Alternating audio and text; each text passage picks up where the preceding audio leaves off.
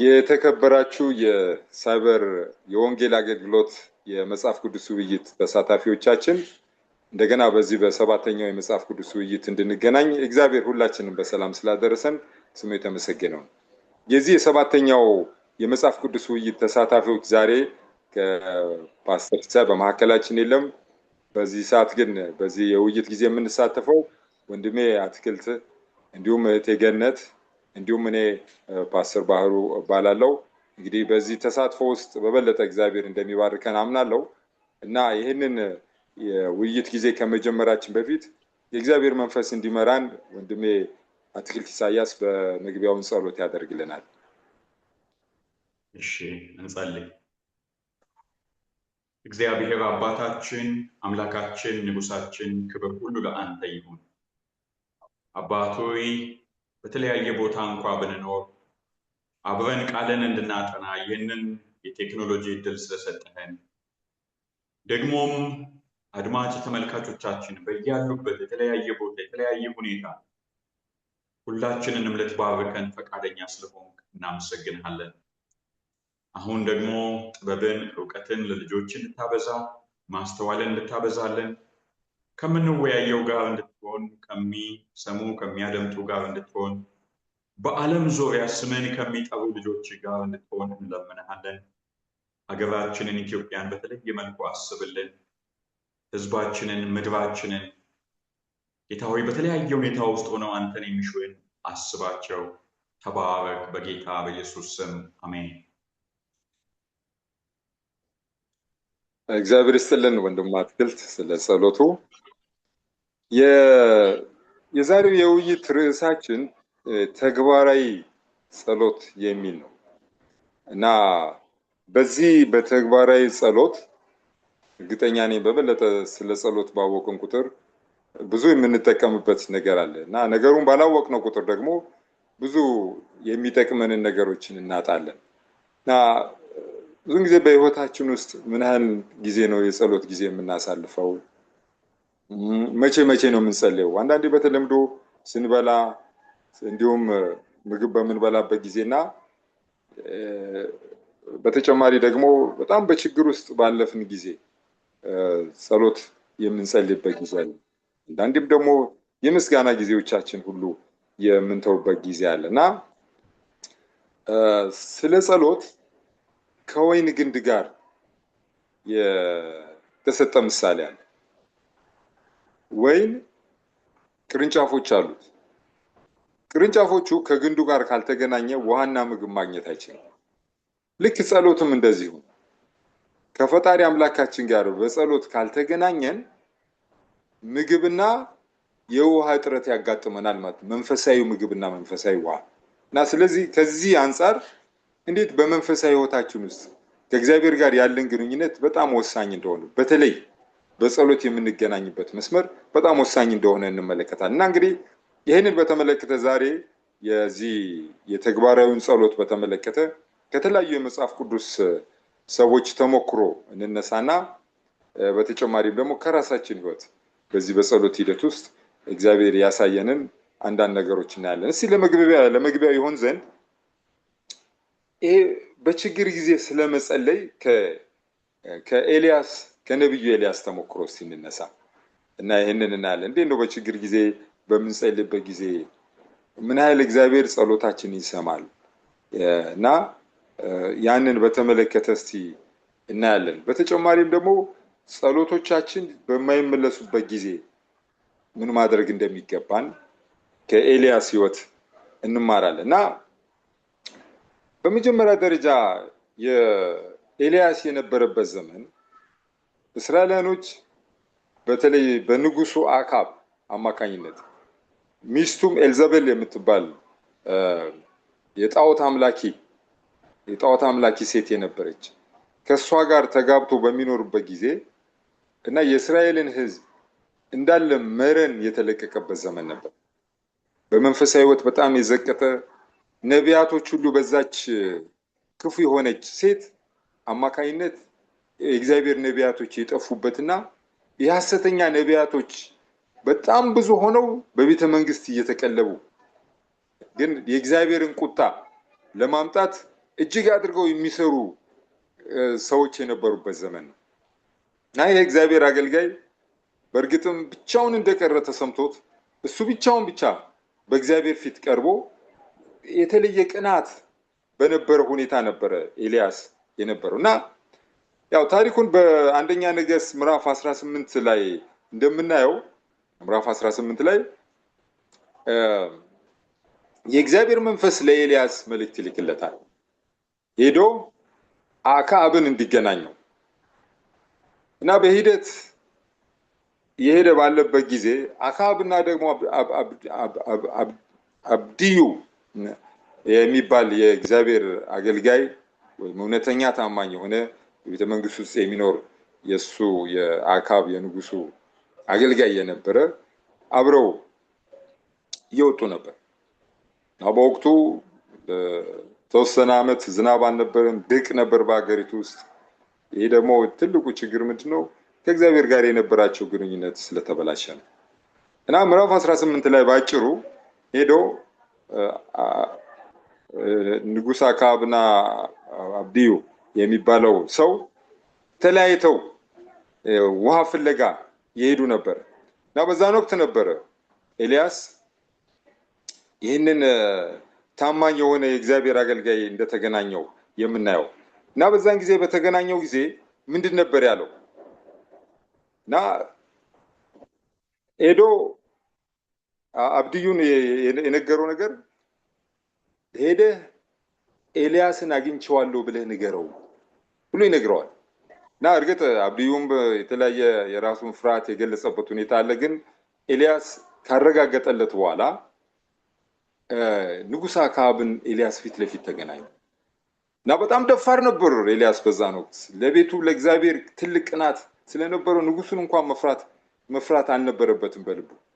እና አክዓብ ምንድነው አንተነ እስራኤልን የምትገለባበት ባለው ጊዜ አንተና የራስህ ቤት ነው ያንተና ቤተሰብ እስራኤልን የምትገለባበጡት በድፍረት እንደተናገረውና ከዛ በኋላ እነዛ 400 የሚጠጉ ነቢያቶች እና ወደ ቀርሜሎስ ተራራ እንዲመጡ በዛ ደግሞ እውነተኛው አምላክ ማን እንደሆነ ለማሳየት በድፍረት በዛ በቀርሜሎስ ተራራ የሐሰተኛ ነቢያቶችን ለመግጠም ኤልያስ እንደቆመ እናያለን። ከዛ በኋላ ያው እንደተባለው መስዋዕት ለማቅረብ እነሱም የራሳቸውን ዝግጅት አደረጉ 400 ነቢያት። ኤልያስ ግን ብቻውን እዛ ቆሞ ያንን ነገር ያው መስዋዕት ለማቅረብና እግዚአብሔር ወይም ቤል አሸናፊ እንደሆነ በዛ ትልቅ ግብግብ ውስጥ ያንን እውነተኛውን አምላክ ለማሳየት ነበረ የኤልያስ ትልቅ ምኞት። እና እንግዲህ ታሪኩን እንደምታውቁት በዚህ በአንደኛ ነገሥት ምዕራፍ 18 ላይ ያው ኤልያስ ለነዛ ለሐሰተኛ ነቢያቶች ለቤል ነቢያቶች እድል ሰጣቸው እነሱ የመስዋዕቱን ስርዓት እንዲያደርጉ። እንግዲህ እውነተኛው አምላክ የናንተ ይሁን የኛ በቃ ይሄንን መስዋዕት በእሳት ልኮ ይሄንን መስዋዕት የሚበላ የናንተ ከሆነ እውነተኛ አምላክ ነው ቤል፣ የኔ አምላክ ከሆነ ደግሞ በዚህ ጊዜ ይታያል ብሎ ይሄንን እንግዲህ የመወዳደሪያ እድል ከእውነተኛ አምላክና እውነተኛ ሐሰተኛ አምላክ ማን እውነተኛ እንደሆነ እንዲለይ ይሄንን እድል ሰጣቸው። እሱ ሞከሩ። ስጋውን በመሰዊያ ያደርጉ፣ እንጨቱን አዘጋጁ፣ ውሃ ከተቱ። ከዛ ቀኑ ሙሉ የሌሊቱ ሙሉ ሲጮሁ የቤል ነቢያቶች ያ የተባለውን ነገር መስዋዕታቸውን እሳት መብላት እንኳን ሊቅርና ያንን አምላካቸውን ሲጠሩ ደክመው ኤግዞስት ሆኖ ነው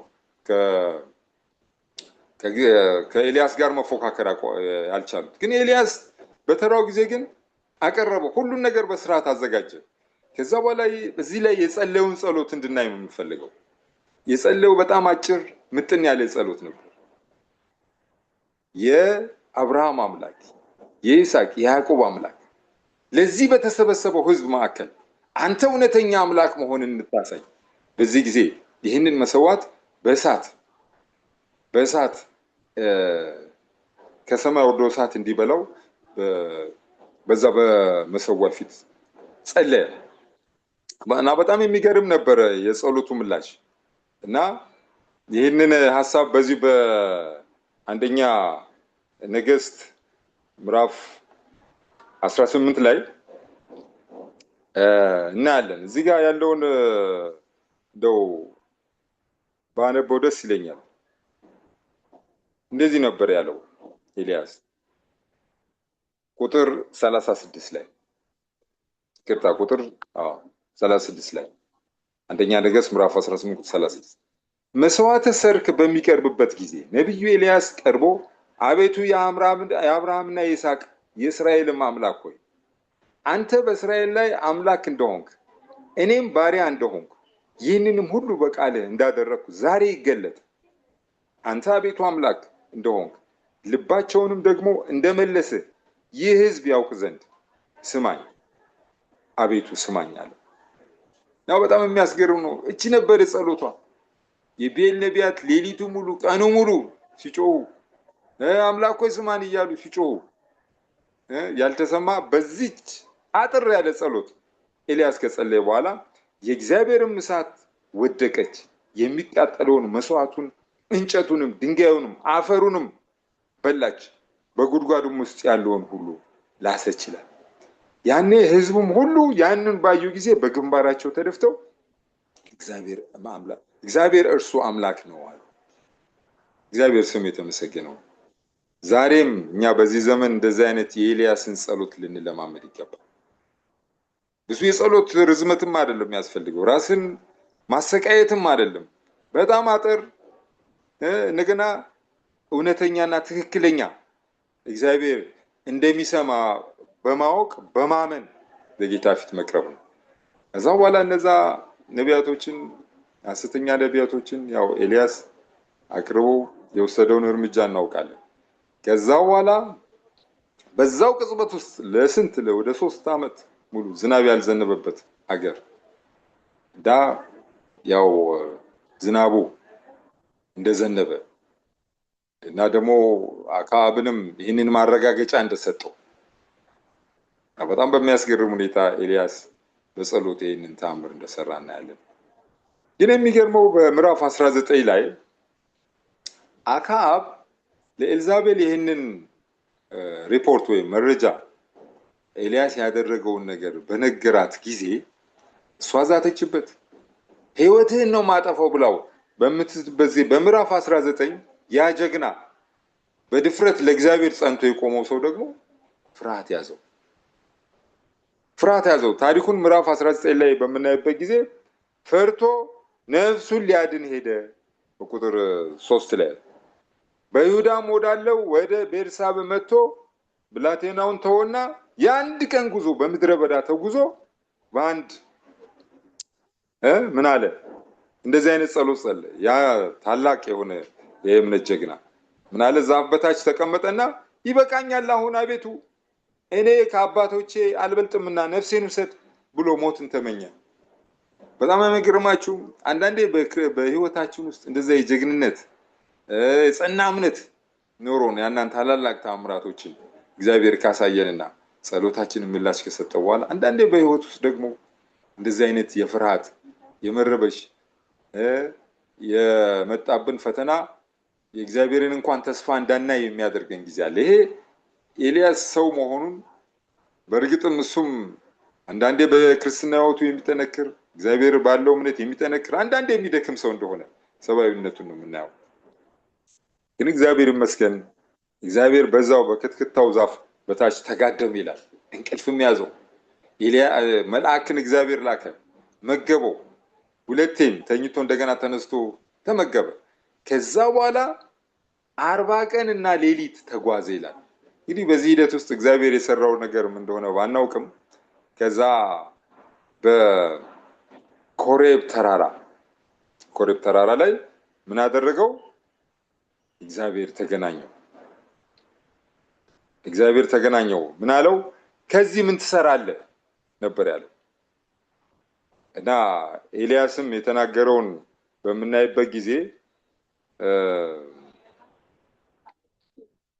ያው ለእግዚአብሔር እንደቀና እሱ ብቻ እንደቀረ በነቢያት ከነቢያቶች ሁሉ እርሱ እዛ እንደቀረ ግን ደስ የሚለው እግዚአብሔር በዛ በፍርሃት በጭንቀት ውስጥ በነበረበት ጊዜ የነገረው እግዚአብሔር የጠየቀው ጥያቄም ኤልያስ ሆይ በዚህ ምን ታደርጋለህ የሚል የእግዚአብሔር ድምጽ እንደመጣለት እርሱም ለሰራዊቱ አምላክ ለእግዚአብሔር እጅግ ቀንቻለሁ። የእስራኤል ልጆች ቃል ኪዳንን ትተዋል፣ መስዋዕቶቻቸንም አፍርሰዋል፣ ነቢያትንም በሰይፍ ገድለዋል። እኔ ብቻዬን ቀርቻለሁ፣ ነፍሴንም ሊወስዷት ይሻሉ አለ። ግን እግዚአብሔር ይመስገን እግዚአብሔር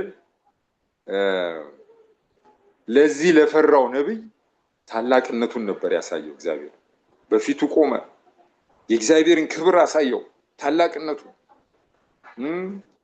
በብርቱ ንፋስ በአውሎ ንፋስ መካከል። ነገር ግን ያ የእግዚአብሔር ታላቅነት ክብር መገለጫ እንጂ እግዚአብሔር በዛ ውስጥም አልነበረ። መጨረሻ ላይ ከምድር መናወጥ በኋላ እሳት እንደሆነ ነገር ግን በዛ ውስጥም እግዚአብሔር አልነበረ። ግን በትንሽ ድምጽ ምን አደረገው? እንደገና ኤልያስ ሆይ በዚህ ምን ታደርጋለህ? ያንን ካየ በኋላ እርግጠኛ ነኝ በኤልያስ ሕይወት ውስጥ ትልቅ ለውጥ እንደመጣ። ያንኑ ሐሳብ ደገመ። ያው ብቻውን እንደቀረ ግን እግዚአብሔር ከኤልያስ ፍርሃት በኋላ የሚሰራውን ነገር ለእግዚአብሔር ለኤልያስ አሳወቀው። ምንድነው ያለው? ሂድ ሄደ ወደ ደማስቆ ተመለስ፣ ከዛም በሶሪያ ንጉስ ላይ አዛሄልን ቀባው፣ በእስራኤልም ንጉስ ላይ ደግሞ ኢዩን ቀባው፣ በአንተ ምትክ ደግሞ ኤልሳ ነብዩ ኤልሳ እንደሚያስነሳው።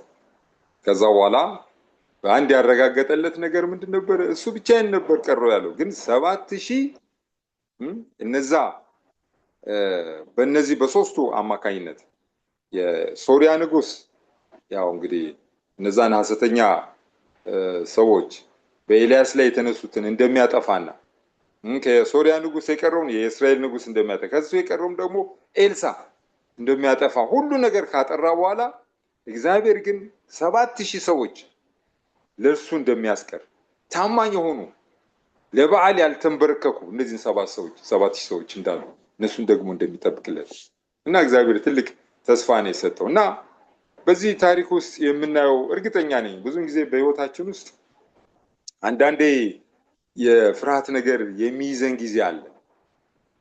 እግዚአብሔር ከኛ የረቀ እና ከችግሮቻችን ጋር በምንገናኝበት ጊዜ በጣም እንጨነቃለን።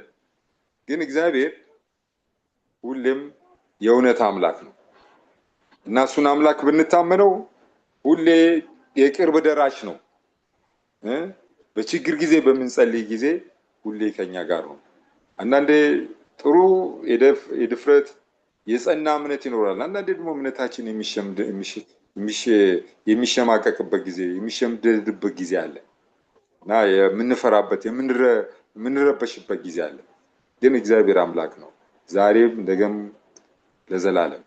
ስለዚህ ይህን አምላክ በጸሎት በምንገናኘው ጊዜ በዛው ቅጽበት ውስጥ እግዚአብሔር ምላሽ ይሰጣል። እኔ በግሌ ህይወቴ ብዙ በችግር በተከበብኩበት ጊዜ አንዳንድ ነገሮችን ለእግዚአብሔር መፍትሄ በፈለግኩበት ጊዜ እግዚአብሔር አስፈላጊው ጊዜ ብዙ የህይወት ምስክርነት መስጠት ይቻላል። እግዚአብሔር በጸሎት ትልቅ ምላሽ የሰጠኝ ብዙ ነገሮች አሉ። ምናልባት ከዚህ ከሰዓት አንፃር ያንን መንገር አይቻልም እንጂ በጣም እግዚአብሔርን አንዴ በህይወቴ በቃኝ እግዚአብሔር ሆይ አሁን የሚያስፈልገኝን በጸሎት የምጠይቀን ሰጥተኛል፣ ግን ከዚህ በኋላ ምን ላደርግልህ ብዬ እንኳን እግዚአብሔርን የጸለይኩበት ጊዜ ነበር እና እግዚአብሔር ታላቅ አምላክ ነው።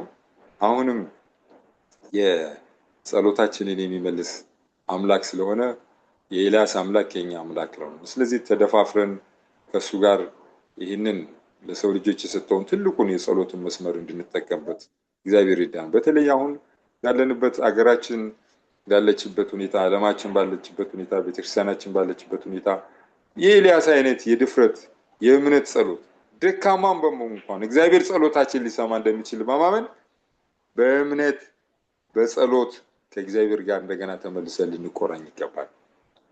እግዚአብሔር እንድናደርግ ይርዳን። እስቲ ደግሞ ከዚሁ ጋር ተያይዞ እቴ ገነትና ወንድሜ አትክልት ተጋግዛችሁ እስቲ ይህንን የሚቀጥለውን የውይይት ጊዜ እንድትሳተፉ ጋብዛችኋለሁ። ይህ ስላልተመለሱ የጸሎት ጸሎቶች ያልተመለሱ በሚመስልበት ጊዜ ስለዚህ ሁኔታዎች ምን ሀሳብ አላችሁ? እስቲ ጸሎት የዘገየ የሚመስልበት ጊዜ እና አንዳንድ ጊዜ እግዚአብሔር ለጸሎታችን የሚሰጠው መልስ አይሆንም በሚሆንበት ጊዜ እነዚህ ነገሮች በተመለከተ እስቲ መጀመሪያ እህቴ ገነት ይሄንን ሀሳብ ትመልሽልናለች። ከዛ በመቀጠል ይሄንን ጥያቄ ከመለሽ በኋላ ስለ ኢየሱስ የጸሎት ትምህርቶች ደግሞ በመተጋገዝ እህቴ ገነትና ወንድሜ አትክልት ይሄንን ሀሳብ ትጋሩናላችሁ። እስቲ እህቴ ገነት ይሄንን ስላልተመለሱ ጸሎቶች ምን ትይልናለሽ? እስቲ እግዚአብሔርን እጅግ አድርገን እናመሰግነዋለን። እግዚአብሔር ነው፣ ልጆቹም ነን። አባት የተለመነውን ሁሉ ልጅ የለመነውን ሁሉ አይሰጥም። ምክንያቱም የሚጎዳው መስሎ የሚታይ ከሆነ አባታችን ደግሞ ከስጋ አባት እና ቤተሰብ በበለጠ ራሱንም ወላጅ ከሚንከባከበው በላይ እግዚአብሔር ለልጆቹ ይንከባከባል። የሚያሻቸውን ነገር ሁሉ ያውቃል። ስለዚህ መልስ የሚሰጥበት ጊዜ ደግሞ እግዚአብሔር አይሆንም የሚል መልስ አለው፣ የሚያዘገይበት መልስ አለው፣ ፈጥኖ የሚሰጥበት መልስ አለው። አሁን ኤልያስ እንደተባለ ፈጣን መልስ ነው፣ ምክንያቱም ክብሩ የሚታይበት ነው። እነኚህ ባዕድ አምላኪዎች በሙሉ የባዕድ አምልኮ የጣዖት ነቢያት በሙሉ የተባሉ ያሉበት እግዚአብሔርን የተገዳደሩበት እግዚአብሔርን የተፎካከሩበት ጊዜ ስለሆነ ፈጥኖ መልስ እንደሰጠ ተመልክተናል። ስለዚህ አሁንም ደግሞ እዚህ ላይ ስንመለከት የዘገየ አሁን የሚደንቀው ወንድሜ ፓስተር እንዳስቀመጥከው ኤልያስ ያንን ካረገ በኋላ የእግዚአብሔር ክብር ዝናብን ለ3 ዓመት እንዲቆም አደረገ። እንደገናም በመጸለይ ዝናብ እንዲወርድ ያደረገበትን ሁኔታ እናያለን እና በዚሁ በ18 በአንደኛ ነገሥት 18 41 ጀምሮ እስከ መጨረሻ ያለውን ስንመለከት አሁን ለዝናብ የጸለየበት ጊዜ ለዝናብ ሲጸልይ ወዲያው ወዛ ኢሚዲየት የሆነ መልስ ነው። ቅስፈታዊ የሆነ መልስ አልሰጠውም። እናም ደግሞ ጸለየ፣ ብዙ ደጋግሞ ጸለየ። አብሮት ያለውን ደግሞ አገልጋዩን ወጥተህ ይለው ነበር፣ ተመላልሶ ሳይ ነበረና ከዛ በኋላ ምንድነው የታየው? በባህር አካባቢ የጥቂት ዳመና እንደታየ አድርጎ መልስ እንደሰጠው እንመለከታለን። የከባድ ዝናቡ ድምፅ ይልና ይሰማልና ሂድና ብላ ጠጣም አለው። ማንን? አክዓብን። አብሮት ነበር፣ ያን ተአምር አይቷል። አሁን ደግሞ የዝናቡን ነው በጣም የሚደንቀው። የዝናቡ መልስ እንዴት እንደሆነ ስንመለከት ሂድ ብላ፣ ደግሞ ዝናቡ ኃያል ስለሆነ እንግዲህ በልቶ እንዲሄድ ያደረገበትን እንመለከተ። አክዓብም ሊበላ ሊጠጣ እንደሄደና ከዛም ደግሞ ኤልያስ ግን ወደ ቀርሜሎስ ተራራ ጫፍ ላይ ወጣ ይላል። ፊቱንም በጉልበቱ ላይ በጣም የሚያስደንቀው በጉልበቶቹ መካከል አድርጎ ወደ መሬት አቀረቀረ እና በዛ ሰዓት የጸለየበትን ጸሎት ነው። አጎነበሰ፣ በጉልበቶቹ መካከል ወደ አምላኩ ጮኸ። አገልጋዩን ውጣና ከዛ ሲነሳ ወጥተህ ወደ ባህሩ ተመልከታለሁ። አገልጋዩም ሄዶ ተመለከተ፣ በዚያ ምንም የለም ባለ ሰዓት እንደገና ምንድነው ኤልያስ ድጋሚ ጸለየ። 7 ጊዜ ጸለየ ነው። በሰባተኛው ጊዜ ይልና መላልሶ ሳይሰለች ታምኖ እግዚአብሔርን የተማጸነበትን ሁኔታ እናያለን። ዛሬም ቢሆን ይሄ ምን ያሳየን? እግዚአብሔር የጸሎት ትዕግስታችንንም ይፈትናል እኮ፣ ትጋታችንንም በዚህ ውስጥ ያያል። ኃይላችን ምን ያህል እንደሆነ ወደሱ ያለን ፍላጎት ምን ያህል እንደሆነ ይመለከታል፣ ያንንም ያያል። ስለዚህ ኤልያስን ስንመለከተው ብዙ ጊዜ ደጋግሞ ስለዚህ ነገር ጸለየ። አመነ ወጥተህ ያለው አሁን ደግሞ ምንም እንደሌለ ነገረው። አሁንም ታምኖ ጸለየ፣ አላቋረጠም ጸሎትን ስንጸልይ መልሳችን እስኪመጣ ድረስ መታከት የለብንም። እግዚአብሔር ፊት በታከተ ሳይሆን በማመስገን እንዳደረገ በመቁጠር መጸለይ ያለብን መሆኑን እናያለን። በሰባተኛው ነው የሰው እጅ የምታህል ትንሽ ደመና ከባህር እየወጣች ነው ብሎ ነገረው። ኤልያስም ሂድና አካብን ዝናቡ ሳይደርስብህ ምን አድርግ ሳያግድ ሰረገላህን ጭነህ ውረድ ብለህ ንገረዋል። አሁን ይህም ንጉሱን እንዲህ ብሎ እንዳዘዘው እናያለን። የሚገርም ነው። የእግዚአብሔር ክብር መገለጫ ተደርገን የተለየን ሰዎች የእስራኤልን ሕዝብ ስናይ የእስራኤል ሕዝብ የእግዚአብሔር ክብር መገለጫ የበኩር ልጆቼ ብሎ የተናገረበትን እንመለከታለን። ያንን ደግሞ እያየን እየተመለከትን ባለው ሁኔታ ላይ እግዚአብሔር እኛን እንዴት ነው የሚያየው? የዘመኑ እስራኤልን በተለይ ሰባተኛ ቀን አድቬንቲስት ቤተክርስቲያን ሰንበትን በሰንበት ቀን እግዚአብሔርን በማክበርና ለእግዚአብሔር ክብርን በመስጠት በመስገድ ከዓለም የተለየ ነገር የምታደርግ ቤተክርስቲያን። አሁን እንግዲህ የዘመኑ ምንድነው? በአሁኑ ዘመን ውስጥ የእስራኤል ሕዝብ በእስራኤል ሀገርነታቸው ቢኖሩም የቃል ኪዳን ልጆቹም ቢሆኑ ዛሬ ሕጉንና ስርዓቱን በመጠበቅ የበኩር ልጆቹ እንደሆነ እንመለከታለን። በዚህ ዓለምን የኮነነ መርከብ ውስጥ ያለን መሆኑን እንመለከታለን። እና ዛሬ ምን እኛ ማንነታችን በዚህ ውስጥ የተለየ ሕዝብ ተደርገን የተቀባን ሰዎች ሆነን በተለየ እግዚአብሔርን የመታዘዝ ምልክት የሆነውን ቀን ያድነል ብለን ሳይሆን ስለ ዳንን ይህንን ቀን በዚህ ቀን በተለየ ቀን እግዚአብሔርን በምናከብርበት በምንሰግድበት በምናመሰግንበት ቀን የተለየን ሰዎች ሆነን ስንሆን የተለየው አምላክ በእኛ ላይ በተለየ መንገድ መታየት ያለበት ኤልያስን ስንመለከት በሕዝብ መካከል የእግዚአብሔርን ክብር ገልጠዋል። እኛም በዚህ መካከል በተለየ በተካደበት ዘመን ሐሰተኛ ነቢያቶች በበዙበት ዘመን እኛ ተለይተን የእግዚአብሔር ምልክት ያለበት መዳን ያለን ክርስቶስ በእኛ ያለን ሰዎች እንግዲህ ምንድነው ልዩነት ፈጥረን የእግዚአብሔርን ክብር ማሳየት የምንችለው ስንል በጸሎት ኃይል እንደሆነ እናያለን። እኔ እግዚአብሔርን እጅግ አርጌ አመሰግነዋለሁ። እጅግም አርጌ ነው ማመሰግነው። ምክንያቱም ጸሎትን ያስተማረችኝ እናቴ ናት። ገና ሕፃን ሆኜ በ7 ዓመቴ ነው ጸሎትን የተለማመድኩት።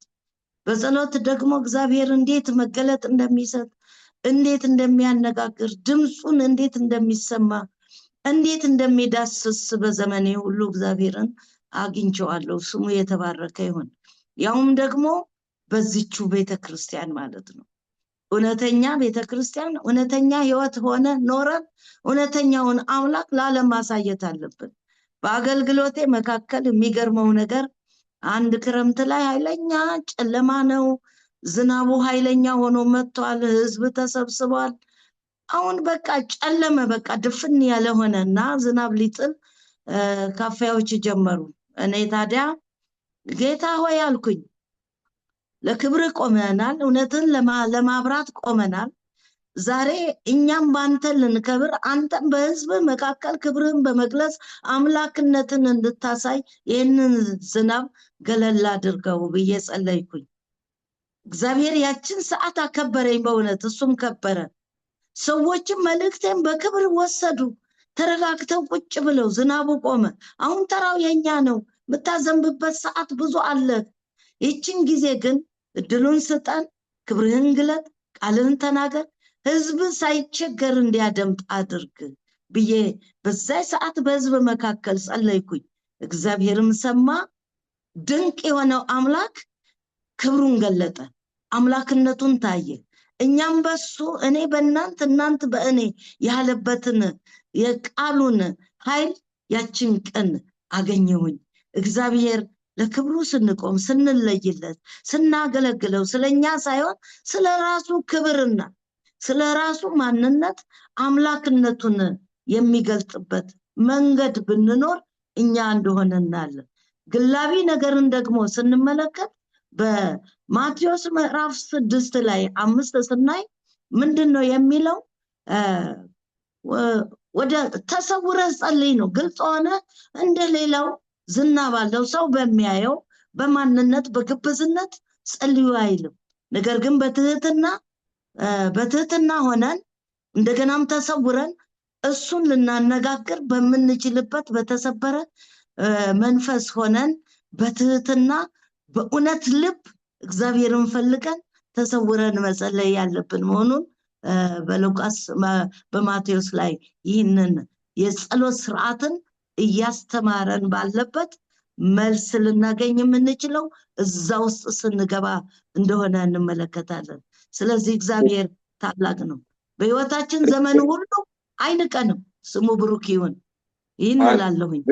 ገኒ አው ቀጥለሽ አሁን ጀምረሽዋል፣ በዛው ቀጥይ። ስለ አሁን የሚቀጥለው ደግሞ በጣም ግሩም ነው። ስለ ማን ነው? ስለ ኤልያስ የነገርሽን ሐሳብና እውነት ነው። በዚህ ዘመንም የኤልያስን ጸሎት ልንለማመድ ይገባል። እስኪ ቀጥለሽ ከኢየሱስ ተሞክሮስ ስለ ኢየሱስ የጸሎት ትምህርቶችስ ምንድነው የምንማረው? አሁን እስኪ ቀጥለሽ እንደጀመርሽው ቀጥይ እስቲ። አዎ ኢየሱስ እንግዲህ ስለ ጸሎት ስርዓት ያለውን መንገድ ሁሉ ግሩም አድርጎ አስተምሯል። ምክንያቱም አስተምሮና ቀብቶ እኔ እሄዳለሁ ወደ እውነት የሚመራችሁ ይመጣል ብሎ ተስፋ የሰጠ አምላክ ቀድሞ ግን ሲያስተምር እንደሆነ እናያለን። ደቀ መዛሙርቱን ሲያስተምር አምላክ ክርስቶስ በማይቋረጥ ማንነት በለያቸው ሰዎች የጸሎትን ስርዓት የአባቱን ክብር የሚያሳይበትን መንገድ አስተምሯል። ስለዚህ ኢየሱስ ሲያስተምር አሁን እንደተናገርኩት ስትጸልዩም አለ እንደ ግብዞች አትሁኑ አለ። ለሰው ይታይ ዘንድ በምኩራብና በየመንገዱ በመንገድ ማዕዘን ላይ ቆመው መጸለይን ይወዳሉ አለ። እውነት እላችኋለሁ ዋጋቸውን ተቀብለዋል። አንተ ግን ስትጸልይ ወደ እልፍኝህ ግባ፣ መዝጋህንም ዘግተህ በስውር ላለው አባትህ ጸልይ። በስውር የሚያይ አባትህም በግልጽ ይከፍለዋል፣ ያሳያል፣ ክብሩን ይገልጣል። ይህንን በእውነት ነው እግዚአብሔር በእውነት ይህንን ኢየሱስ በተናገረው በዚህ ቃል ውስጥ አልፌያለሁ። እግዚአብሔርን አመሰግነዋለሁ እጅግ አድርጌ። ሱባዔ ጾም ጸሎት ስገባ ማንም በሚያውቀው አይደል ለ7 ቀን መጀመሪያ የተለማመርኩት በ3 ቀን ውሃን ብቻ በመጠቀም የሱባዔ ጾም ጸሎት ስገባ ኃይሉን የተቀበልኩ የቃሉ ብርሃን እንዲገባኝ በሰዎች ፊት ስቆም ግርማ እንዲያለብሰኝ ፍቱህ አንደበት ርቱዕ አንደበት እንዲሰጠኝ ሰዎች ቃልን ሰምተው እንዲለወጡ ለብዙዎች ምሳሌ መሆንበትን ህይወት ስጠኝ ብዬ የለመንኩትን ጸሎት ሰምቶኛል እግዚአብሔር። ዛሬም እንደዛው ለብዙዎች ምሳሌ መሆንበት ብዙዎች በቅናት የሚነሱበትን ህይወት ሰጥቶኛል። ቃሉን ደግሞ ቃሉን እንደማይጨንቀኝ አድርጎ የቃሉን ብርሃን በህይወቴ ያድርጓል። በህይወቴም ደግሞ መጠይቀውን ምሻውን ነገር ሁሉ በለመንኩት ሰዓት አልከለከለኝም። እግዚአብሔር ሁሉ ጊዜ አብሮኝ እንዳለ ጸሎቱ እውነት እሱም በተለየ ሊገናኘንና እኛን በፍቅሩ ውስጥና በሐሳቡ በምኞቱ ውስጥና ባለው መንገድ ውስጥ እንድንገኝ ለግል ይፈልገናል። በግል ህይወት ይፈልገናል። አደባባይ ሲያወጣን ደፋሮች ያደርገናል። ድፍረትን ያገኘሁት ባለፈውም ስናገር ነበርና መጽሐፍን በመሸጥ ነው። ጸሎት ጸልያለሁ ሰዎች ፊት ስቀርብ እንዳልፈራ ምን አደርግ ነበር? እጸልይ ነበር። ድፍረትን ይሰጠኝ ነበርና ያ አለማምዶኛል። ዛሬም ቢሆን በአገልግሎቴ በየመንግስት ቢሮ ውስጥ ገብቼ ጉቦ አትብላ ብዬ ለመናገር ብዙዎች የሚፈሩትን ደፍሬ ስናገር ይፈራሉ እንጂ እንድፈራ የሚሆን ነገር አይኖርም። ከፊታቸው እረዳለሁ። ድንጋጤ ውስጣቸው ሲገባ አያለሁ። ድፍረን ስንናገር የመንፈስ ቅዱስ ኃይል አለ። መላእክቶች ይረዱናል። ሰዎች ፈርተው እንዲቀበሉ ውስጣቸው ያለውን ክፉ እንዲያዩ ያደርጋል። ስለዚህ እኛ መፍራት የለብንም። ምክንያቱም ዓለም ይፈራናል እንጂ በኖህ ዘመን እግዚአብሔር የገባው ቃል ኪዳን አለ። መፈራታችሁንና አስደንጋጭነታችሁን እነሆ በስጋ ለባሽ ሁሉ ላይ አደርጋለሁ አለ። እኔ የምፈራ ነኝ። በማን? በእግዚአብሔር መንፈስ። ፍርሃት ደግሞ የፍቅር ፍርሃት አለ፣ እንዲሁም ደግሞ በኃጢአት የሚፈራ ፍርሃት አለ። መከባበርን ነው። የፍቅር ፍርሃት ክብር አለው፣ መከባበር አለ፣ ትህትና አለው፣ መገዛት አለ። የኃጢአት ፍርሃት ደግሞ እንደ አዳም ጫካ ውስጥ የሚያስገባ ቅጠል የሚያስለብስ ምድር ዋጭን የሚያስበል ፍርሃት አለ። ምክንያቱም ኃጢአተኛን ኃጢአቱ ያሳድደዋል ተብሏልና። በኃጢአተኞች ፊት ቆሞ ኤልያስ ሲናገር አልፈራም። ድፍረት ኃይል ለበሰ፣ ስራቸውም ተገለጠ። ስለዚህ ክርስቶስ ያንን ኃይል እንድንለብስ ክብሩን እንድናገኝ ተሰውረን እንድንጸልይ ጠይቆናል እና ሁላችንም ግላዊ ህይወት፣ ግላዊ የሆነ ጸሎት እና እውነተኛ የሆነ ልብ እግዚአብሔር ፊት ማፍሰስ በክርስቶስ ታጥቀን አብ ዘንድ መቅረብ ያስፈልገናል። ይህንን እላለሁኝ። እግዚአብሔር ይስጥልን እህቴ ገነት፣ በጣም ደስ የሚል ማብራሪያ ነው። ከራስሽ ህይወት ተሞክሮም ገልጸሻል። እስቲ በኋላ ደግሞ ስናጠቃልል ጊዜ ካለን ደግሞ እስቲ ጠቅልል ባለው እንትን እንሄዳለን። ግን በጣም ደስ ከሚለኝ አሁን ይሄ በዚህ ጥናት ላይ በጣም ደስ የሚለው ወንድሜ አትክልትም ተቀጥለ እንትን ትላለህ። በጣም ይሄ ጌታ ኢየሱስ ክርስቶስ ምንድን ያለው የትንቢት መንፈስ ላይ የሚነግረን ጸሎትና እምነት በአንድ ላይ ሊጠኑ የሚገባ ሳይንስ ናቸው ይላል እና ብዙ ጊዜ በተለምዶ ሳናውቅ ዝም ብለን እንደው በዘልማድ የምንጸልያቸው ጸሎት አለ። ኢየሱስ ክርስቶስ ከጸሎት ውስጥ አንዱ ካስተማረን ውስጥ ምንድነው? እንደ ግብዞች አትሁኑ፣ ለታይታ በምኩራብ በመንገድ ማዕዘን ይቆሙ ይጸልያሉ ይላል። ሌላው ደግሞ አሕዛብን በመናገራቸው ብዛት እንዲሰሙ ይመስላችኋል፣ ስትጸልዩ እንደነርሱ በከንቱ አትድገሙ ይላል እና ይህንን በጸሎታችን በጣም ልናስብበት የሚገባ ነው። እስቲ ወንድሜ አትክልት አሁን ወደሚቀጥለው አሁን ገኒ ባነሳቸው ሐሳብ ላይ እስቲ ተጨማሪ ከኢየሱስ ክርስቶስ የጸሎት ህይወት የምንማረውን እስቲ አንድ በለን። እስቲ በዛ ሐሳብ ላይ ምን ተጨማሪ ሐሳብ አለ ወንድሜ አትክልት? ፓስተር በጣም አመሰግናለሁ። የተወደዳችሁ የሳይበር የመጽሐፍ ቅዱስ ጥናት ቤተሰቦቻችን እንደምን አላችሁ? እግዚአብሔርን እጅግ አድርገን እናመሰግናለን። እንግዲህ እግዚአብሔር ረድቶን አሁን ላይ ይህንን የመጽሐፍ ቅዱስ ጥናት እያደረግን ነው የምንገኝ። ከእግዚአብሔር ጋር ያለንን ግንኙነት ስለማሳደግ እያጠናን እንገኛለን እና እንግዲህ ሁላችንም እግዚአብሔር በረዳን መጠን ከጌታ ጋር ያለን ግንኙነት እንዲያድግ እንፈልጋለን እና ቢያንስ ይህንን የመጽሐፍ ቅዱስ ጥናት ዩቲዩብ ላይ ወይም በተለያዩ አማራጮች የምታዩ ሰዎች፣ የምታዳምጡ ሰዎች እርግጠኛ ነኝ ከእግዚአብሔር ጋር ያለን ግንኙነት እንዲያድግ እንፈልጋለን። ስለዚህ ፓስተር ካነሳልኝ ሀሳብ ትንሽ ቀደም ብዬ ጥቂት ነጥቦችን እስካሁን ከተዳሰሱ ሀሳቦች አንስቼ ማለፍ ስለፈለግኩ ነው። እንግዲህ ከአሁን በፊትም ብዙ ለተለያዩ ሩብ ዓመቶች የመጽሐፍ ቅዱስ ጥናት እያደረግን ቆይተናል። ይሄ በጣም ድንቅ ጥናታችን ነው።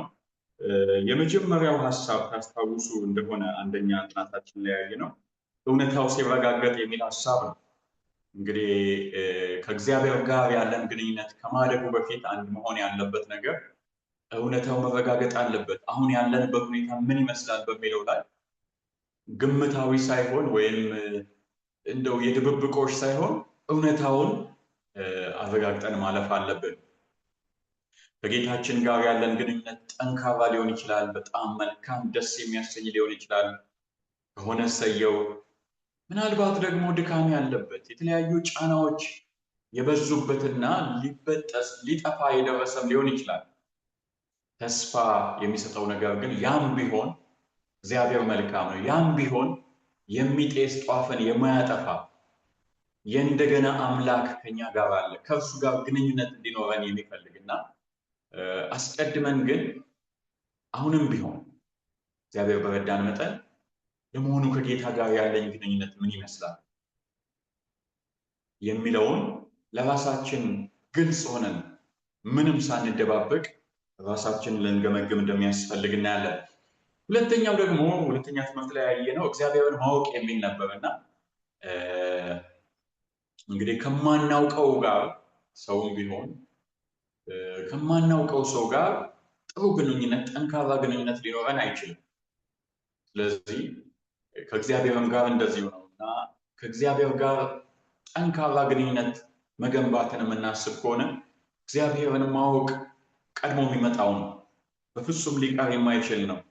ዮሐንስ 17:3 እውነተኛ አምላክ ብቻህን የሆነ አንተን የላከውንም ኢየሱስ ክርስቶስን ያውቁ ዘንድ ይህች የዘላለም ሕይወት ናት ይላል። ሃሌሉያ ወገኖች፣ እግዚአብሔርን ማወቅ እግዚአብሔር ደግሞ ያድነን ዘንድ የላከውን ጌታችን ኢየሱስ ክርስቶስን እንደ ቃሉ በትክክል ማወቅ ይህች የዘላለም ሕይወት ናት። ስለዚህ እግዚአብሔርን በማወቅ እንድናድግ እግዚአብሔር መክሮናል፣ አስተምሮናል። ሶስተኛው ደግሞ አይተነው የነበረው ትዕቢት ወይም ትሕትና የሚለውን ነውና እንፈተናለን፣ ምንም ጥያቄ የለውም። ማንም ራሱን ዝቅ ብሎ እንዲታይ አይፈልግም። ከሌሎቻችን ሻል ብለን ከሌሎች አብረውን ካሉ አጠገባችን ካሉ ሻል ብለን መታየት እንፈልጋለን። ጤናማ በሆነው መንገድ ክፋት የለውም። እኔ ንጽህናዬን በደንብ የምጠብቅ ከሆነ ተማሪ ከሆንኩ በትምህርቴ በደንብ የምሰራ አርሶ አደር ከሆንኩ በግብርናዬ ተግቼ መስራት ክፋት የለውም። ግን ትዕቢት፣ ኩራት አደገኛ እንደሆኑ እናያለንና የጌታችን የኢየሱስ ክርስቶስ ደቀ መዛሙርት ሳይቀር እንግዲህ ሁሉን ጥለው የተከተሉ ናቸው። ከመጽሐፍት አንብበው አይደለም፣ ከጌታ እግር ስር ቁጭ ብሎ የተማሩ ናቸው። ከማንበቡ በተጨማሪ ማለት ነው። እነሱም በትዕቢት ተፈትነው እንደነበር፣ ከሁሉ ማን ይበልጣል እኔ በላይ ነኝ በሚለው ተፈትነው እንደነበር፣ ጌታ ኢየሱስ ግን በመጨረሻ የማይረሱትን ትምህርት ዝቅ ብሎ እግራቸውን በማጠብ እንዳስተማራቸው እናያለንና እኔና እናንተም ትዕቢትን እንድናሸንፍ፣ ትዕቢት በግል ደረጃ ይኖራል፣ እኔ ከሁሉ በልጣለሁ በሚል አንዳንድ ጊዜ እንደ ቤተሰብ ይኖራል፣ የኛ ቤተሰብ ከሁሉ በላይ ነው የሚል አንዳንድ ጊዜ እንደ ኳየርም ይኖራል፣ የኛ ኳየር ከሁሉም የበላይ ነው፣ ተወዳጅ ነን፣ የኛን አገልግሎት ሁሉም ይፈልጋል። መልካም ይመስላል፣ ግን አንዳንድ ጊዜ ወደ ትዕቢትም ሊያመራ ይችላል። እንደ ብሔርም ይመጣ ይሆን? የኛ ብሔር፣ የኛ ቋንቋ ተናጋሪ፣ እንደ ሀገርም እኛ ኢትዮጵያውያን አንዳንድ ጊዜ ስለ ኢትዮጵያዊነታችን ማመስገን፣ እግዚአብሔር የሰጠንን እድል አሟጠን ተጠቅመን እሱን ከፍ ማድረግ፣ ለሌሎች በረከት መሆን መልካም ሆኖ ግን ልክ በቃ እግዚአብሔር ከኛ ሌላ ሰው እንደማያናግርም ማሰብ ይኖራል። እሱ ግን መልካሙ ሳይሆን ወደ ትዕቢት ያጋደለው፣ ወደ ኩራት ያጋደለው እንደሆነ፣ እግዚአብሔር ግን የሁሉም አባት፣ ሁሉንም እኩል የሚወድ ሁሉም ልጁን የሰጠ መሆኑን ማየቱ በጣም መልካም ነው። አራተኛ ትምህርት የመጽሐፍ ቅዱስ ሚና። ከጌታችን ጋር የተባረከ ጠንካራ ግንኙነት እንዲኖረን ከፈለግን መጽሐፍ ቅዱስ የማይተካ ሚና አለው። አዎ ስለ መጽሐፍ ቅዱስ ብዙ ነገሮች ተብለዋል፣ ግን አንዱ አባባል ሁሌ ልቤን ይነካል። አንድ ጸሐፊ ሲናገር መጽሐፍ ቅዱስ የተጻፈው ከሺዎች ዓመታት በፊት ነው አለ። እውነት ነው። ነገር ግን ከነገ ጠዋት ጋዜጣ ይልቅ ወቅታዊ ነው። ጋዜጣ ስናገኝ መጀመሪያ የምናየው ቀኑን ነው አይደል? 20 ዓመት በፊት የወጣ ጋዜጣ መቼም ሰፍ ብለን አናነበው። ጋዜጣ የምናነበው የዛሬ ነው ከተባለ፣ ምክንያቱም በቃ አዲስ መረጃ ትኩስ ነገር ይዞ መጥቷል ተባለ ነው። የሕያው እግዚአብሔር ቃል መጽሐፍ ቅዱስ ደግሞ ከዛሬው ጋዜጣ አይደለም ከነገው ጋዜጣ ይልቅ በጣም ወቅታዊ፣ በጣም አዲስ፣ በጣም ፐርቲነንት እንደሆነ እናያለን። ተወደዳችሁ ወገኖች ከእግዚአብሔር ቃል ጋር በደስታ ጊዜን ማሳለፍ፣ ቦታ መስጠት ትልቅ በረከት ነው። ስለ መጽሐፍ ቅዱስ አጠናን 5ኛ ትምህርት ላይ አይተን ነበር። ጊዜ ልንመድብለት እንደሚገባ እንደተገኘ ሳይሆን ጊዜ ይሄ የመጽሐፍ ቅዱስ ጥናት ጊዜ ነው የምንለው እንደሚያስፈልገን፣ ቦታ እንደሚያስፈልገን ብዙ ነገር ተምረን ነበር። ባለፈው 6ኛ ጥናታችን ደግሞ ስለ ጸሎት ተዋጊዎች አይተን ነበር። prayer warriors በጸሎት ከእግዚአብሔር ጋር የሚጠማጠሙ፣ በጸሎት ከጨለማ ኃይላት ጋር የሚዋጉ አያችን ሊሆኑ የሚገቡና በዛ ላይ አንድ ሐሳብ አንስቼ ወደ ዛሬው አልፋለሁ። ምን ይላል? ከቅርብ ጓደኛው ወይም ከትዳር አጋሩ ጋር እምብዛም ባይነጋገሩ ብለን እናስብ። እኔ ባለ ትዳር ነኝ። ከባለቤቴ ጋር ሳንነጋገር አንድ ቤት እየኖርን ሳምንት ወር ባንነጋገርስ? ወይም ከቅርብ ጓደኛ በመስሪያ ቤት ከአለቃ ጋር ወይም ከባልደረባ ጋር ባንነጋገርስ ምን ይፈጠራል? ያለምንም ጥያቄ ችግር ይፈጠራል። በትዳር ችግር ይፈጠራል፣ በስራ ቦታ ችግር ይፈጠራል፣ በአጠቃላይ ችግር ይፈጠራል። በተመሳሳይ መንገድ ጸሎት ከእግዚአብሔር ጋር የጠበቀ ግንኙነት ለመፍጠር አስፈላጊ ነው እያለ ይቀጥላል።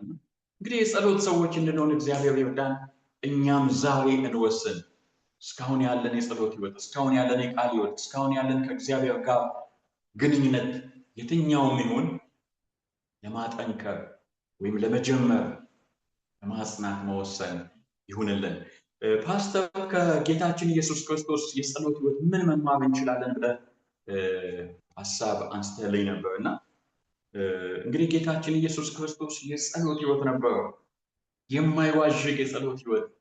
አንዳንድ ጊዜ ሌሊቱን ሙሉ ከአባቱ ጋር በጸሎት ጊዜን ያሳልፍ ነበር። የተለየ ስራ ደግሞ ሲኖረው፣ የተለየ ጉዳይ ሲኖረው የተለየ የጸሎት ጊዜን ያሳልፍ ነበር። ለምሳሌ ደቀ መዛሙርትን ከመመረጡ በፊት ልዩ የጸሎት ጊዜ እንደነበረው መጽሐፍ ቅዱስ ይነግረናል። ወደ መስቀሉ ከመሄዱ በፊት ልዩ የጸሎት ጊዜ ነበረው። ጌታችን ኢየሱስ ክርስቶስ ጠንከር ያሉ ተግዳሮቶችን፣ ጠንከር ያሉ ጉዳዮችን የሚገጥመው ጠንከር ባለ ጸሎት ነበር። ያ ማለት መደበኛ ጸሎት አልነበረውም አይደለም፣ መደበኛውም እያለው ነገር ግን ለተለየ ጉዳይ የተለየ የጸሎት ልምምድ ነበረው።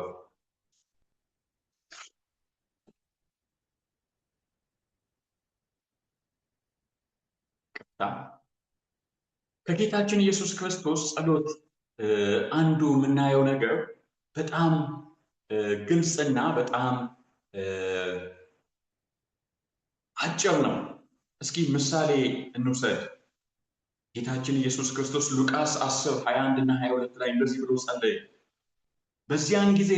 በዚያን ሰዓት ኢየሱስ በመንፈስ ቅዱስ ሐሴት አደረገና የሰማይና የምድር ጌታ አባት ሆይ ይህን ከጥበበኞችና ከአስተዋዮች ሰውረህ ለሕፃናት ስለገለጥክላቸው አመሰግናለሁ። አሁን አባት ሆይ ፈቃደ በፊትህ እንዲህ ሆኗል። ይሄ ነው ጸሎቱ። ከዛ ቀጥሎ ሁሉ ከአባቴ ዘንድ ተሰጥቶኛል እያለ ደቀ መዛሙርቱን ሲያወራ እናያለን። አንድ መስመር አጭር ጸሎት ነበረው። ያ ማለት ሁሌ አጭር ጸሎት ነው ማለት አይደለም። ሌሊት ሙሉ የሚጸልይባቸው 40 ቀናት የተለየ የምድረ በዳ ልምምድ ያሳለፈባቸው፣ በጸሎት ያሳለፈባቸው ጊዜያት እንዳሉ እናውቃለን። ነገር ግን ደግሞ እንደዚህ በአጭሩ አባቱን የሚያገኝበት እድል ነበረው።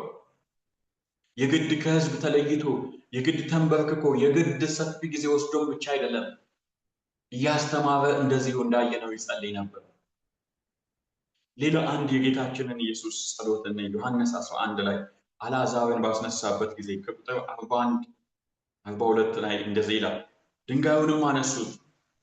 ኢየሱስም ዓይኖቹን ወደ ላይ አንስቶ አባት ሆይ ስለሰማኸኝ አመሰግንሃለሁ፣ ሁልጊዜም እንደምትሰማኝ አውቃለሁ። ነገር ግን አንተ እንደላከኝ ያምኑ ዘንድ በዚህ ዙሪያ ስለቆሙት ህዝብ ተናገረው አለ ይላል። ይህ ነበረ ጸሎቱ። ከዚያም አልዓዛር ሆይ ና በማለት ውጣ በማለት የአልዓዛርን ትንሣኤ እግዚአብሔር ጌታችን ኢየሱስ ክርስቶስ እንዳሳየን እናያለን እና ጌታችን ኢየሱስ ክርስቶስ ከጸሎት ተለይቶ ምንም አይነት ሕይወት አልነበረው። ሁሉ ነገሩ ከጸሎት ጋር የተያያዘ ነበር። ለእኛም የጸሎትን አርአያ የጸሎትን ሞዴል ሰጥቶናል። እኔ በጣም ይገርመኛል። እንደዚህ ይላል ማቴዎስ 6 ላይ ቁጥር 9 እንግዲህ እናንተስ እንዲህ ጸልዩ። የጌታችን ጸሎት ወይም የአባታችን ጸሎት በማለት ሁልጊዜ የምንጸልየውን ጸሎት ሲሰጠን ማለት ነው። ይህንን ብቻ ድገሙ አላለም። ሌላ ነገር አትጸልዩ አላለም። ጸሎታችሁ እንደዚህ አይነት ይሁን፣ እንዲህ ጸልዩ፣ ይሄ ምሳሌ ይሆናችሁ አለ። ምን ነበር የጌታችን ኢየሱስ ክርስቶስ ጸሎት የሚለው? በሰማያት የምትኖር አባታችን ሆይ ስምህ ይቀደስ፣ መንግስትህ ትምጣ፣ ፈቃድህ በሰማይ እንደሆነች እንዲሁ በምድር ትሁን። የዕለት እንጀራችንን ዛሬ ስጠን፣ እኛም ደግሞ የበደሉንን ይቅር እንደምንል በደላችንን ይቅር በለን፣ ከክፉም አድነን እንጂ ወደ ፈተና አታግባን፣ መንግስት ያንተ ናትና ኃይልም ክብርም ለዘላለሙ አሜን። ሃሌሉያ። አጭር ጸሎት ግን ሁሉም ያለበት፣ አንደኛ ምስጋና ያለበት። በነገራችን ላይ ባለመዝሙሩ ዳዊት መዝሙር 18:3 ላይ እንደዚህ ይላል፣ ምስጋና የሚገባውን እግዚአብሔርን እጠራለሁ፣ ከጠላቶቼ እድናለሁ። እንደዚሁም መዝሙር 100 ቁጥር 4 ላይ እንዲህ ይላል፣ ወደ ደጆቹ በመገዛት ወደ አደባባዮቹ በምስጋና ግቡ፣ አመስግኑት፣ ስሙንም ባርኩ። ስለዚህ በምንጸልይበት ጊዜ ብዙ ጊዜ ሰዎች አምጣ አምጣ፣ አድርግልኝ አድርግልኝ፣ ይህንን ፈውሰኝ፣ እርዳኝ ብቻ አድርጎ ይወስዳሉ። እነዛ አሉበት። ግን በጸሎታችን ትልቁ ነገር ምስጋና ነው። የጌታችን ኢየሱስ ክርስቶስ ያስተማረን ጸሎት ምስጋናን የተሞላ እንደሆነ በደስታ የቀረበ እንደሆነ እናያለን። ስምህ ይቀደስ፣ ተባረክ፣ ከፍ በል እያለን ወደ እግዚአብሔር በምስጋና ልንቀርብ እንደሚገባ፣ በዛ ውስጥ መንግስትህ ትምጣ የክርስቶስን ዳግም ምጽአት ሁሌ ልናስብ እንደሚገባ፣ በምድር ላይ እንግድነታችንን ሰማይ ቤታችን መሆኑን እንዳንረሳ፣ የእግዚአብሔር ፈቃድ በሕይወታችን እንድትሆን እንድንጸልይ ቅድም እህታችን ገነት እንድትናገር እድሉን ሰጥተሃት ነበር። አንዳንዴ ጸሎታችን አይመለስም። እኔ ብዙ ጸሎቶች አሉኝ ያልተመለሱ፣ ግን እንኳን አልተመለሱ ተመልሰውስ ቢሆኑ ኖሮ ብዬ አስባለሁ። እነዛ ጸሎቶች ተመልሰው ቢሆኑ ኖሮ አንዳንዱ በሕይወት ማልኖርበት፣ አንዳንዱ ደግሞ አሁን ባለውበት ሁኔታ ማልኖርበት አለና እግዚአብሔር ፈቃዱ እንድናስቀድም በጸሎታችን አስተምሮናል። የዕለት እንጀራችንን፣ አካላዊ ፍላጎታችን፣ ምድር ላይ ያለው ነገራችን በእግዚአብሔር ፊት ጉዳዩ እንደሆነ ለእኛም ጉዳያችን ሊሆን እንደሚገባ እናያለን። አንዳንድ ሰዎች ምድር አታስፈልግም ብለው ይጀምራሉ። መማር አያስፈልግም፣ ስራ መስራት አያስፈልግም ብለው በቃ እምነት ብቻ ነው ጸሎት ብቻ ነው የሚሉ አሉ። እንዴ ጸሎታችን ውስጥ እኮ ስለ እንጀራ ጸልዩ ተብለናል። እንደውም አንድ ጸሐፊ ሲናገር የዕለት እንጀራችንን ሲል የግድ የሮቡን ሮብ ማለት አይደለም፣ የሐሙሱን ሐሙስ ማለት አይደለም። እኔ የመንግስት ሰራተኛ ነኝ፣ ደሞዝተኛ ነኝና ለእኔ የወር ደሞዝ ነው እንግዲህ የዕለት እንጀራ። አንዳንዱ ነጋዴ ይኖራል በአመት ሂሳቡን የሚዘጋ። ስለዚህ የዛ ሰው ወይም የዛች ሰው አመታዊ በጀት ሊሆን ይችላል የዕለት እንጀራና፣ የሆነ ሆኖ በምድር ላይ ስለምንኖረውም ህይወት እንድንጸልይ አንደኛ ባናደርገውም አስቀድመን የእግዚአብሔርን መንግስት ጽድቁንም ብንሻ በምድር ላይ ያለው ህይወታችንም ወሳኝ እንደሆነ ብዙ ነው በዛ ጸሎት ውስጥ ያለው በረከት። ነገር ግን አንዱን ላንሳና ላብቃ። ስለ ሌላውን ይቅር ማለት እንደው እኛ ብዙ ጊዜ ስንጸልይ በደላችንን ይቅር በለን ሌሎቹን ይቅር እንደምንል ነው ምንለው። ጌታ ግን ምን በሉ ነው ያለው? እኛም ደግሞ የበደሉንን ይቅር እንደምንል። በደላችንን ይቅር በለን። ግልጽ ነው። ስለዚህ እኔ ይቅር ካላልኩ ማለት ነው በሌላ አባባል ጌታ ሆይ አንተም ይቅር ላትለኝ ትችላለህ፣ አንተንም ምህረት አልጠይቅም፣ በቃ እኔ መችማ አይነት ትምህርት አለበትና የጌታችን ኢየሱስ ክርስቶስ ጸሎት በጣም ድንቅ ብዙ በረከቶች ያሉበት ነው።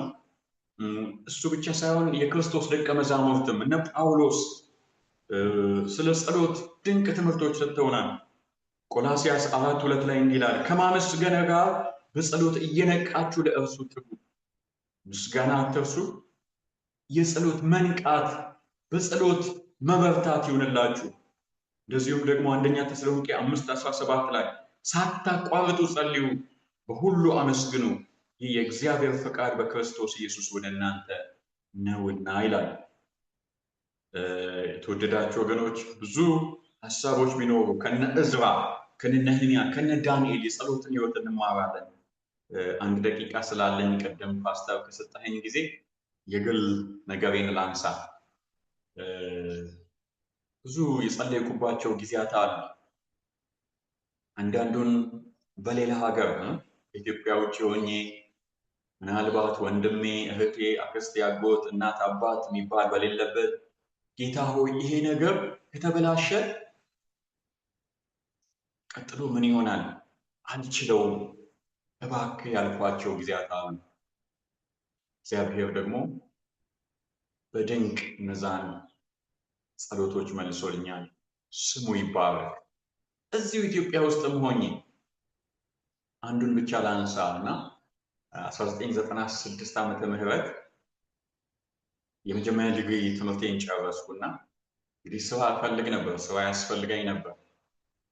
እዛ አንድ ጊዜ የጸሎት ጊዜ መውሰድ አለብኝ ብዬ ታቦር ተራራ ሐዋሳ ላይ አለና እዛ ላይ ወጥቼ ጸሎት ላይ ነበርኩና እየጸለይኩ እያለሁ ያን ጊዜ ስራም በደንብ አልጀመረም እና ሐዋሳ ሪፈራል ሆስፒታል እየተገነባ ነበር። እኔ ባዮሎጂ ተማሪ ነኝና ጌታ ሆይ እንደውም መስዋዕት የምፈልገው እዚህኛው መስሪያ ቤት ከተራራው በታች የሚታየው ቢሮ ነው አለ። አልሆነም። ለጊዜው ወደ ቦንጋ መምህራን ኮሌጅ መምህር ሆኜ ሄድኩ። እግዚአብሔር ረዳኝ። ድንቅ አንድ ዓመት አሳለፍ።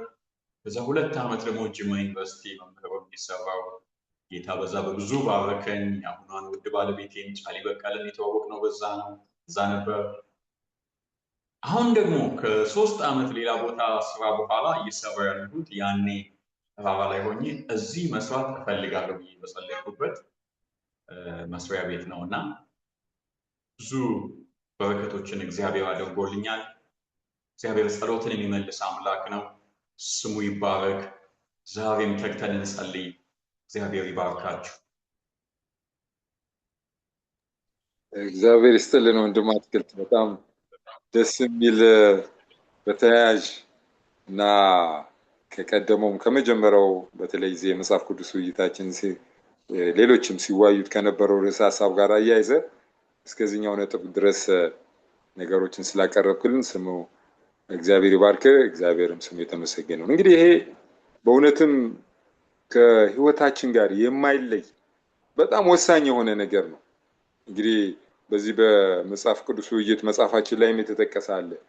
ልንማረው ስንማር እንግዲህ አንድ የማናውቀውን ነገር እንድናውቅ ቀድሞ ደግሞ የተሳሳተውን ነገር ደግሞ እያረምን እንድንሄድ የሚያሳስብ ጉዳይ ነው። እስቲ በመጨረሻ ለሁለት ደቂቃ እስቲ ልስጣችሁና እቴም ገነት ወንድሜ አትክልትም ምናልባት በተለያዩ አንዳንዳችን ሀሳብ ስንሰጥ እንደው ይሄ ቀረ የምትሉት ካለ እስቲ ማሻሻል የሚገባን ነገር ግን መቀጠል የሚገባን ነገር ደግሞ በጸሎትም በተመለከተ የተግባራዊ ጸሎት ነው አይደል? በተግባር ጸሎት ውስጥ እንግዲህ ምንድነው እስቲ የምትሉ ነገር ካለ እስቲ መጀመሪያ እቴ ገነት ከዛ ወንድሜ አትክልት ከዛ እናጠቃለዋለን። አመሰግናለሁኝ። ግሩምና ድንቅ ነው። አሁን እየተማርን ያለነው ነገር እና መወያየታችን በጣም አስገራሚ ነው። ይህንን ላዘጋጀልን አምላክ ስሙ የተባረከ ይሁን። አሁን እንደተባለውም ሁሉ ምን ቀረ ምን ይደረግ ብለን ስንል ጸሎትን ለመጸለይ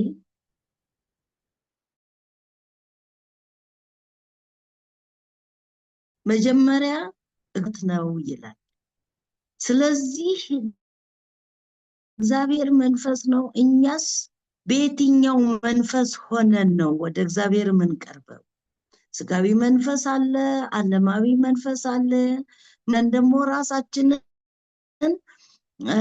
መመርመርም ያስፈልጋልና በእውነት የሚጸለይና የእውነት የሆነው የእግዚአብሔር መንፈስ ካለ እግዚአብሔር የማይሰማቸውን ጸሎት የማይሰማው ጸሎትና የሚሰማውን ጸሎት ለይተን ልናውቅ የምንችልባቸው መንገዶችን መረዳት ያስፈልጋል። እግዚአብሔር ይመስገን ብዙ ትንቢት መንፈሶች የትንቢት መጽሐፍቶች ሞልተውናል። እዛ ላይ መስመር ይሰጠናል እና በተቻለ መጠን በምን መንፈስ ሆነን ነው ሁሉ ጊዜ የምንጠይቀው? በእኛ ዙሪያ ነው፣ በእኛ ዙሪያ ነው። ኃላፊነት በተሰማን ነገር አይደለም። ነገር ግን ሁሉ ጊዜ ኃላፊነታችን የራስን ነው፣ በራስ ወዳድነት ጸሎት ነው። ይሄን አርግልን ቅድም ወንድሜ አትክልት እንዳቀረበው ሁሉ ግላዊ ይሄ ራስ ወዳድነት ጸሎቶችን እግዚአብሔር አይቀበልም እና ያንን መለየት ይገባናል። ስንጸልይ ደግሞ ለማን ነው የምንጸልይ? ሁልጊዜ ለራስ ብቻ ነው? በእውነቱ ከሆነ አንድ ጊዜ ሐዋርያቶች ትዝ ይሏችሁ እንደሆነ የሚጸለየው ጸሎት በምን መንፈስ እንደሆነ ጳውሎስ በሐዋርያ ሥራ 16 ላይ ያስቀመጡልን። አንድ የቤት ሰራተኛ የሆነች በሰይጣናዊ መንፈስ ትንቢት ስትናገር የነበረበትና እነሱ ወደ ሲሄዱ ነው ወደ ጸሎት ስፍራቸው ሲሄዱ እሷም በዛ መካከል ያንን ሰይጣናዊ የሆነ ትንቢት ስትናገር እንደነበረና እግዚአብሔር ደግሞ ያንን መንፈስ እንደገለጠው ነው እና ያችም ሰው ነፃ የሆነችበትን ሁኔታ እናያለን። ሌላው ደግሞ ለሌላው ስንጸልይ በጸሎታችሁ ይላል በሁለተኛ ጴጥሮስ ላይ ስንመለከት እናንተም በጸሎታችሁ ደግፉን ይልና በብዙዎች ጸሎት ስለተሰጠን ስጦታ ይላል ብዙ ሰዎች ስለ እኛ ምስጋና ያቀርባሉ ይላል። የብዙ ሰዎችን ችግር ስንጋራ፣ ስንጾምላቸው፣ ስንጸልይ፣ በእውነት ወደ እግዚአብሔር ስንቀርብ አገልግሎታችን በጸሎት ሲሆን በተገኘው መልስ ምን ይሆናሉ? እግዚአብሔር አምላካቸው ይሆናል። እግዚአብሔርን ያመሰግናሉ። እናም የህብረት ጸሎትም ጥሩ እንደሆነ የግል ጸሎትም ብቻም ባይሆን የህብረት ጸሎትም የእውነት የሆነ ጸሎት፣ አንድነት ያለ የፍቅር ጸሎት፣ ኃላፊነት የመሰማት ጸሎት፣ ግድ የሚለን ጸሎት፣ ከራስ ወጥተን ሌላውን የማገልገል ጸሎት እግዚአብሔር በዛ መካከል ህብረት ሆኖ የሚመልስ መሆኑን ሙታን እንኳን ተመልሰዋል።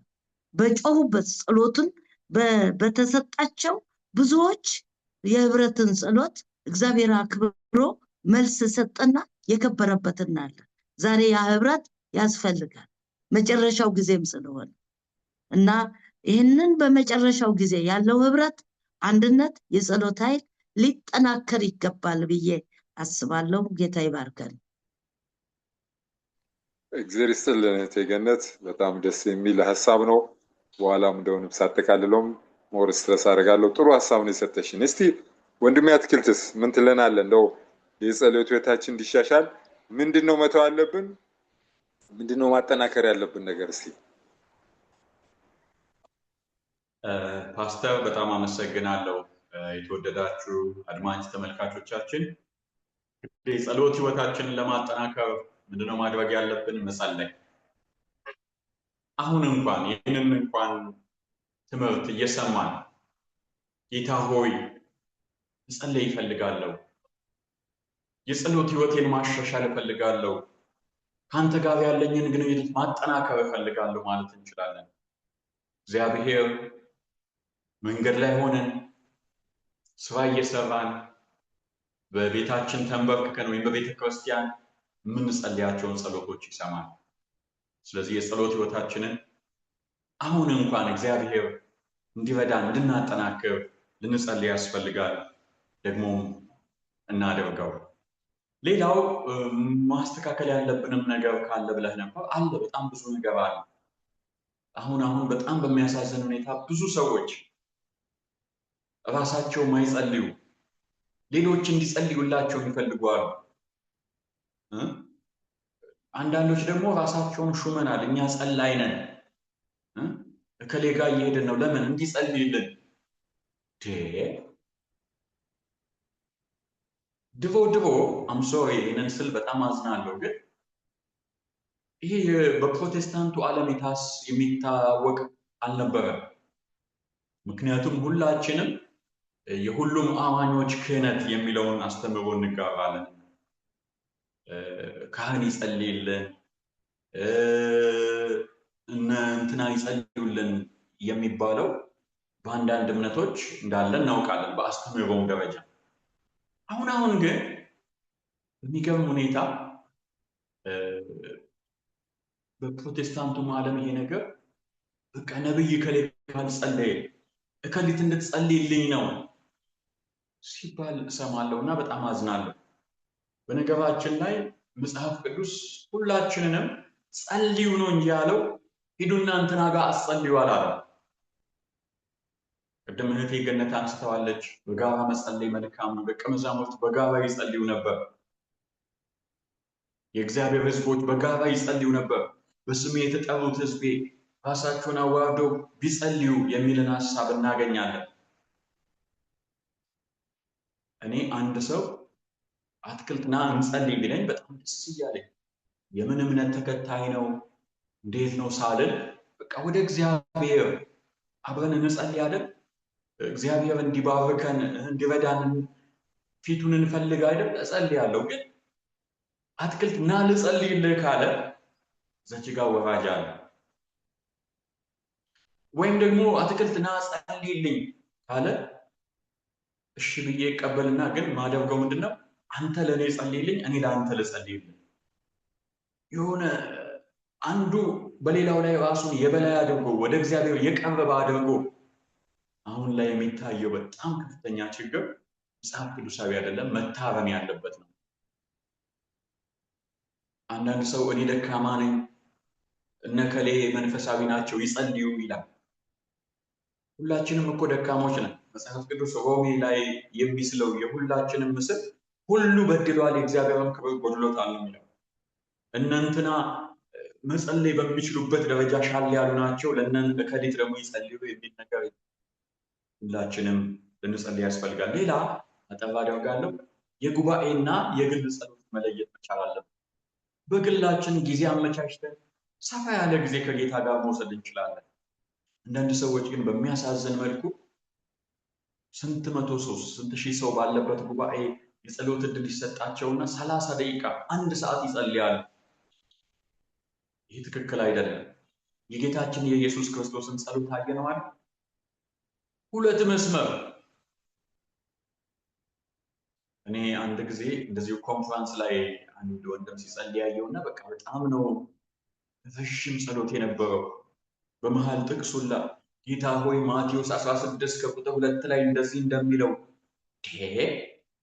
ጉባኤውን ለመስበክ ከሆነ የስብከት ዕድል መጠየቅ ነው። ማቴዎስ 16ን ጉባኤውን በደንብ አብራርቶ እንዲያስተውል ለማድረግ፣ ወይስ እግዚአብሔር ማቴዎስ 16 ላይ ምን እንደሚል አያውቅም? ይህ ልክ አይደለም። እና በጉባኤ በምንጸልይበት ጊዜ በጣም በርካታ ምክሮች አሉ በቤተ ክርስቲያናችን። አጭርና ግልጽ የሆነ ራሳችንና ጉባኤውን ወደ እግዚአብሔር ፊት የምናቀርብበት ዕድል መሆን አለበት። ጸሎት ለእግዚአብሔር መረጃ የምንሰጥበት፣ ማያውቀውን ነገር የምንነግርበት መድረክ አይደለም። እግዚአብሔር ሁሉን ያውቃል። ጸልዩ ሲል እንኳን ምን ብለን እንደምንጸልይ ያውቃል። አንድ አባባል ጸሎት እኛን ወደ እግዚአብሔር ከፍ ያደርገናል እንጂ እግዚአብሔርን ወደ እኛ ዝቅ አያደርገውም ይላል። አዎ ከእግዚአብሔር ጋር ያገናኘናል። ግን እንዴት? እኛን ወደሱ ከፍ በማድረግ ወደሱ ሐሳብ፣ ወደሱ እይታ፣ ወደሱ እሴት፣ እሱ ሁሉን አፍቃሪ እንደሆነ እኛን አፍቃሪ ወደ ማድረግ፣ እርሱ ይቅር ባይ እንደሆነ እኛ ይቅር እንድንል ወደ ማስቻል፣ እርሱ ትጉህ ሰራተኛ እንደሆነ እኛም ተግተን እንድንሰራ ወደ ማድረግ። ያሳዝናል። ዛሬ ከጸሎት ጋር ተያይዞ ከአምልኮ ጋር ተያይዞ ሰዎች ስራ የማይሰሩ እንደሆኑ ይነገራል። ከስራ ፈትነት ጋር ከብዝበዛ ጋር የማያያዝ ነገር አለ። ይህ ፍጹም ልክ አይደለም። ተግተን እንጸልያለን፣ ተግተንም እንሰራለን።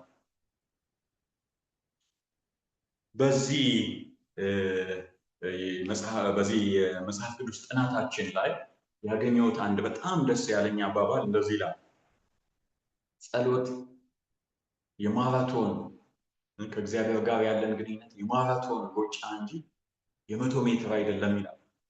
ብዙ ሰዎች መንፈሳዊ ህይወታቸውን የጸሎት ህይወታቸውን የ100 ሜትር ሩጫ ጉዳይ ያደርጉታል። በቃ በ10 ሰከንድ ውስጥ ጥልቅ ብሎ የሆነ ዋንጫው የሚወሰድበት አይደለም።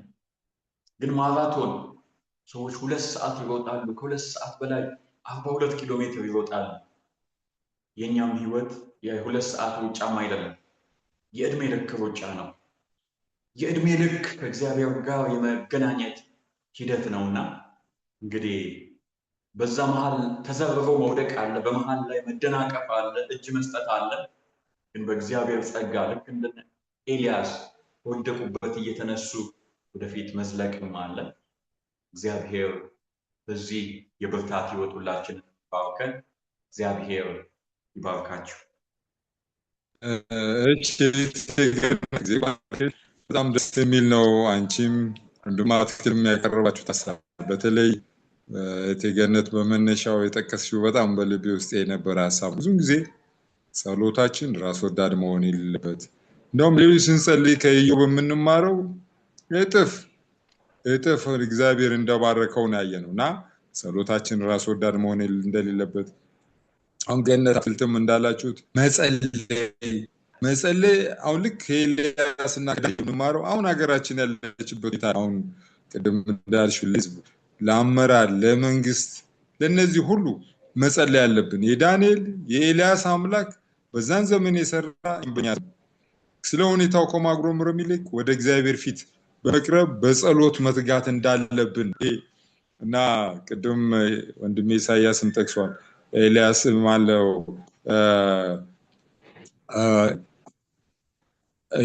አትክልት እንደጠቀሰው ይሄ ራሳችንን ብንጸልይ እግዚአብሔር ሊሰማን እንደሚችል እና እነዚህ በጣም ወሳኝ የሆኑ ነገሮች ናቸው እና ተስፋ ሳንቆርጥ እንግዲህ በትጋት በመጸለይ መቀጠል እንድንችል እግዚአብሔር ይርዳን። በዚህ የሰባተኛው የመጽሐፍ ቅዱስ ውይይታችን የተሳተፋችሁትን እህቴን ገነት ወንድሜ አትክልትን እግዚአብሔር ይባርካችሁ ላለው በእውነት እግዚአብሔር በዚህ የውይይት አማካይነት የምሰሙም ወገኖች ደግሞ በበለጠ በጸሎት እንድንበረታ እንድንደጋገፍ እንደዚህ ለሳይበር የወንጌል አገልግሎትም ይህንንም ለሚያቀናጁት ወገኖቻችንን አጥብቀን እንጸልይ አደራ ላለው። የዛሬውን የውይይት ጊዜያችን በጸሎት እንደመድማለን። እንጸልይ። እግዚአብሔር የሰማይ አባታችንን እናመሰግናለን ስለ ጸሎት ስላስተማርከን፣ ጸሎት ብቻ ሳይሆን ስለ ተግባራዊ ጸሎት እኛም በግል ህይወታችን ጌታው በሀገር በቤተክርስቲያን ደረጃ በተለያየ መልኩ ባጋጠመን ችግሮች ሁሉ ስንጸልይ ተአምራትህን አይተናል። ጌታው ቀድሞ እንደረዳህን እንዴት እንዳሻገርከን ሳንደርሳ ወደፊት ደግሞ ይህንን ለሰው ልጆች የሰጠውን የመገናኛ መስመር አጠንክረን እንድንጠቀምበት አንተ እርዳን። ጌታው ጸሎትን እንዳንጸልይ ጠላት በተደጋጋሚ ተስፋ ያስቆርጠናል፣ እምነታችንን ለማሽመድመድ ይሞክራል። ግን እምነታችንን አጠንክርልን፣ አንተን ታምነን እንድንጓዝ አንተ እርዳን። ስለሰማነው ተመስገን። የዚህ የሳይበር የወንጌል አገልግሎትንም ጌታው ባርክ። በዚህ አገልግሎት አማካኝነት ብዙዎች እንዲባረኩ ወደ መንግስትም እንዲቀርቡ እንድንታነጽ ለዳግም ምጽአትም እንድንዘጋጅ እርዳን። በልጅ በጌታ በኢየሱስ ክርስቶስ ስም አሜን።